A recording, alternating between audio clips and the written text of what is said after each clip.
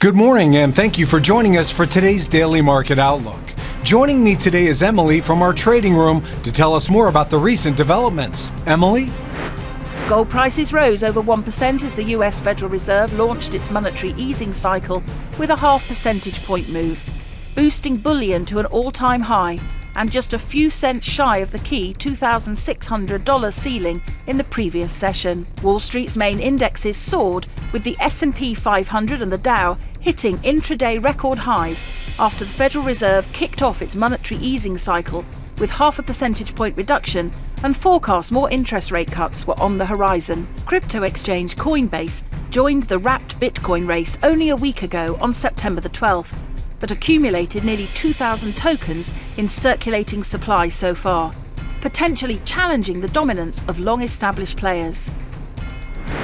The euro rose 0.4% against the dollar in the last trading session. The MACD is giving a positive signal. The Bitcoin dollar pair exploded 1.9% in the last session. The stochastic RSI indicates an overbought market. The pound rose 0.6% against the dollar in the last trading session. According to the stochastic RSI, we are in an overbought market. The last session saw the Aussie rise 0.7% against the dollar. The RSI is giving a positive signal. Japan's BOJ interest rate decision will be released at 3 GMT.